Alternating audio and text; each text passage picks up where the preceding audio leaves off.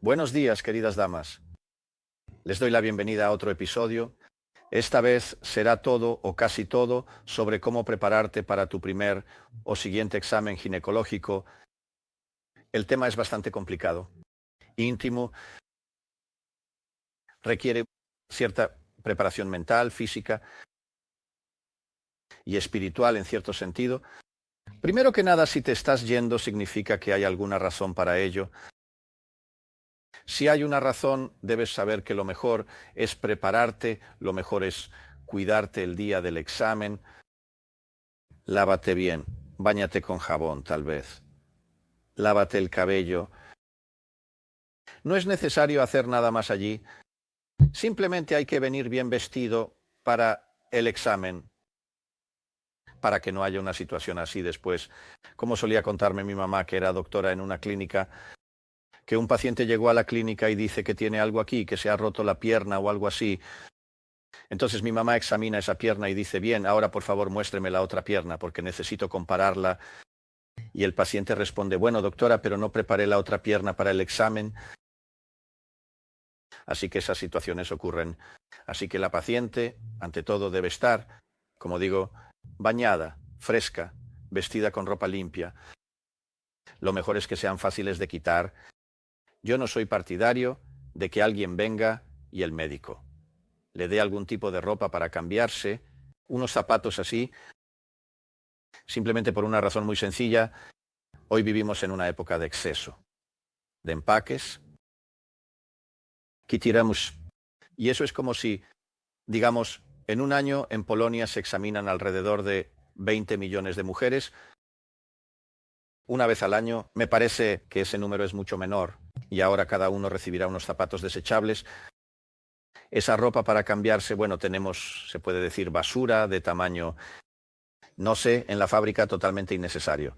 Por eso es mejor, al menos en Alemania, aquí donde estoy en el área de la antigua ex República Democrática Alemana, hay un sistema en el que cada paciente viene con su propia toalla. No, creo que se puede decir así. Las preparaciones en Polonia no son necesarias, pero realmente vale la pena reflexionar sobre el aspecto ecológicamente limpio. La paciente debería ante todo reunir todos sus documentos, el día anterior, todos sus informes de los hospitales.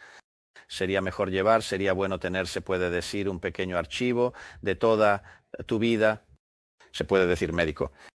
Porque el hecho de que vayas al ginecólogo no significa en absoluto que el ginecólogo sabrá todo, puede que no quiera preguntar, puede que no le dé la gana, y si está de manera cronológica, todo preparado, por ejemplo, a los 5 años, apendicitis a los 10 años, pierna rota a los 15 años, por ejemplo, alguna alergia a algo, y entonces él anota todo.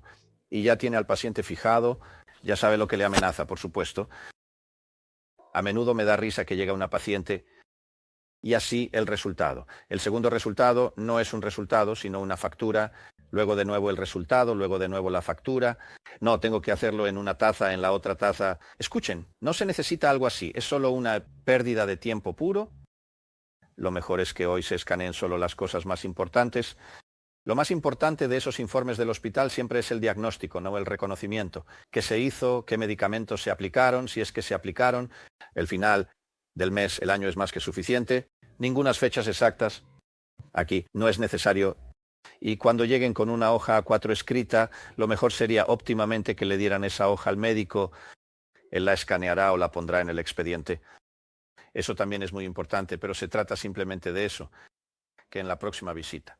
Él tiene todo eso delante de sí y ya no pierdan tiempo repitiendo y que aquí tenía 3 hijos, que con el tercer hijo me lo sacaron con ayuda. El niño pesaba 1 oku y así sucesivamente. Así que es muy importante estar bien preparado. Sería una buena idea escribirlo con antelación. Las preguntas, sí, que se tienen para el médico, porque si escribimos estas preguntas, entonces el médico dirá sí, no, no sé o algo así. Y no es que el paciente llegue y al final dice, y ahora tengo preguntas, y yo pregunto cuáles exactamente, porque se me olvidó cuáles tenía preguntas, ¿verdad? Así que eso no tiene mucho sentido, un poco. Así que ya sabemos que el paciente llega con un historial sobre su enfermedad, su pasado, Sería bueno sentarse con tu familia, es decir, no con el esposo, porque el esposo no tiene mucho que ver con ustedes. Mejor con los padres, madre, padre, abuela, bisabuelo, bisabuela, si alguien tiene, o tatarabuelo, tatarabuelo, algo así. En absoluto irreal, pero sería bueno que cada uno de ellos anotara qué tenían allí. Es un asunto muy importante. Lo que más me hace reír siempre es cuando comenzamos a hablar sobre la diabetes. Pregunto si hay diabetes en la familia. No, no hay diabetes, solo la abuela o el abuelo tienen diabetes. Yo digo, bueno, eso es realmente muy importante. No, sí, pero él solo la recibió a los 60 años. Yo digo, exactamente, y esa misma diabetes a los 60 años demuestra que a los 30 años ya se pueden tener ciertos inicios. Diabetes.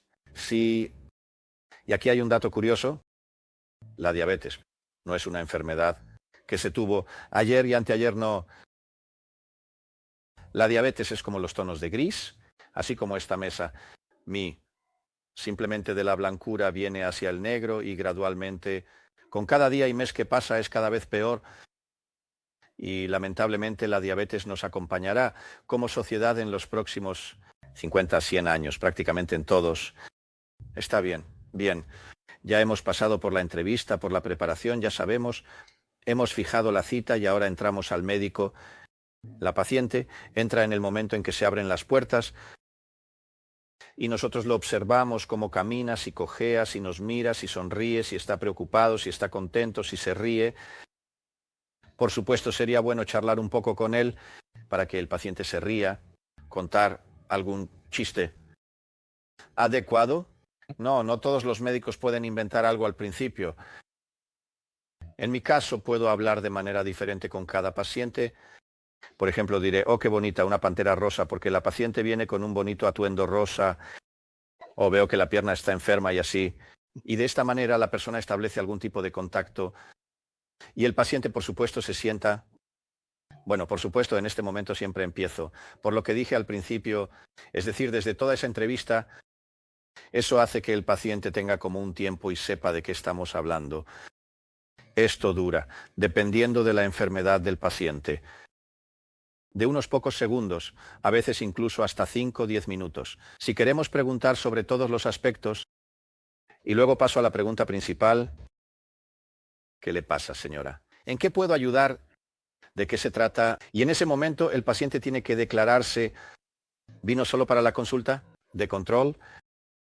¿Quiere algo más? ¿Tiene algún problema o no puede quedar embarazada? ¿Le duele algo? ¿Es un caso de emergencia? Y por supuesto, dependiendo de todo esto, comienza la siguiente conversación que nos orienta en algún sentido. Y por supuesto, llegamos al examen en sí. Primero que nada, dirigimos a la paciente a la cabina. La cabina debería cerrarse de alguna manera, no necesariamente a prueba de sonido, porque más bien, porque si el paciente se siente mal y se desmaya, no escucharemos que está allí, que se ha caído. Así que es mejor que sea una cortina ligera, pero que al mismo tiempo cubra completamente la entrada a la habitación. Lo mejor es que no se pueda mirar desde la ventana. Simplemente el paciente se sentía seguro en ese lugar. Después de prepararse, es decir, desafortunadamente, el paciente debería desnudarse por completo. Al menos la buena medicina suponía que se examina y evalúa al paciente en su totalidad. Hoy podemos simplificar un poco esto. Yo creo que el paciente para el examen ginecológico debería estar desnudado de la cintura para abajo, es decir, lo mejor es que se deje los calcetines o las medias y deberíamos pasar al examen en sí. Entonces la paciente se acomoda en la silla ginecológica. Una gran parte todavía tiene sillas de tipo antiguo que tienen esos apoyabrazos para las piernas por debajo de la rodilla. Exactamente. A veces son un poco incómodos. Por otro lado, algunas sillas ginecológicas más nuevas tienen apoyapiés. Yo tengo justo en Alemania una silla que tiene apoyabrazos tanto para los pies como para las rodillas.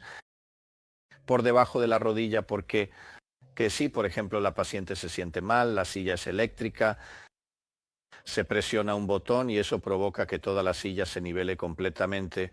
Y en ese momento, cuando el paciente está acostado, las rodillas no cuelgan en el aire, solo están apoyadas desde abajo, lo que hace que el paciente se sienta cómodo.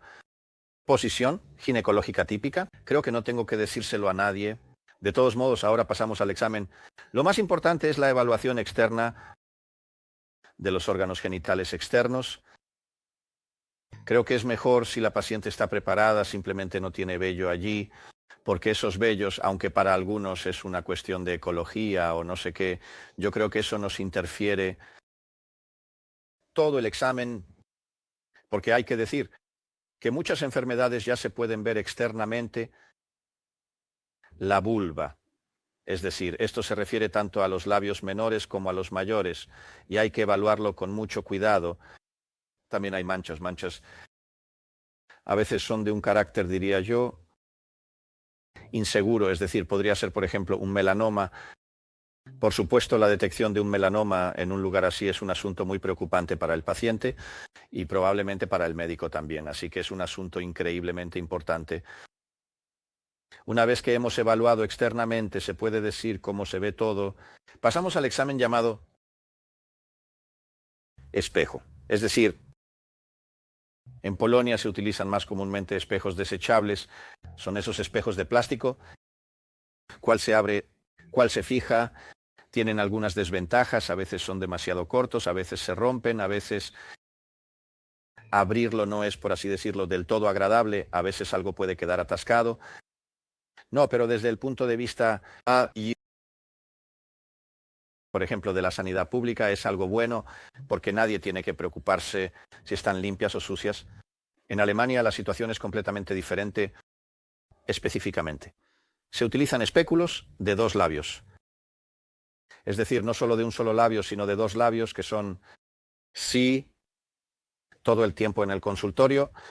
Se encuentran en un cajón y en ese cajón se calientan a la temperatura del cuerpo humano. Así que no están frías, son agradables. Vienen en diferentes tamaños, en diferentes longitudes y en realidad se puede decir que cubren y el 80% de la demanda.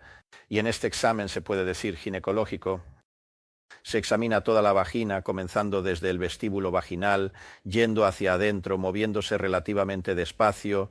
Se evalúa cada aspecto de la estructura de la vagina. ¿Pero qué voy a hacer ya? Les dijo, eso ya depende de cada ginecólogo, de sus preferencias y de su experiencia. Y al final de la vagina se encuentra, por supuesto, el cuello del útero. Por supuesto, esto no se aplica a las mujeres que ya han tenido operaciones y se evalúa ese cuello del útero y en ese cuello del útero se pueden encontrar muchas alteraciones interesantes, tanto de alteraciones en lo que respecta a la inflamación como de alteraciones relacionadas con los partos, así como de alteraciones relacionadas con cambios peritumorales. Y de esta superficie también se puede tomar una citología. También hablaré sobre la citología en los próximos episodios. Y que algunos también realizan el examen colposcópico, es decir, un examen con el uso de un microscopio, de un aumento pequeño del orden de, diría, de 5 a 20 veces. En este cuello uterino se utilizan a menudo filtros, un filtro, por ejemplo, uno verde. También se utiliza ácido para obtener lo que se puede decir, manchas blancas. Y con base en este examen también se pueden determinar muchas cosas, confirmar, negar y así sucesivamente. También hablaremos de eso. Y este es el examen en el que de alguna manera podemos ver algo. Y luego comienza el examen ginecológico típico. El examen bimanual, es decir, una mano se introduce en una posición, se podría decir, de una manera específica y se examina simplemente todo. Simplemente de forma palpatoria, táctil, en lo que respecta a la estructura, a la temperatura, la presencia de algún tipo de mucosidad, se introduce el tamaño y luego el examen con la otra mano externa que fija ciertos órganos y se pueden examinar todos, lo cual desafortunadamente es un poco difícil de presentar aquí. Sin embargo, la antigua generación de médicos era capaz de examinarlo todo. Hoy en día, la nueva generación de médicos tiene poca capacidad para examinar porque se apoya ultrasonido. Y lo mejor es apoyarse en ambos exámenes. Entonces se pueden examinar muchas más cosas, sí, y por debajo. Este examen se puede ampliar aún más mediante el examen En casos específicos, el examen rectal, es decir, simplemente el examen con el dedo en el ano, que también tiene una gran aplicación porque puede detectar en muchos casos cáncer de recto.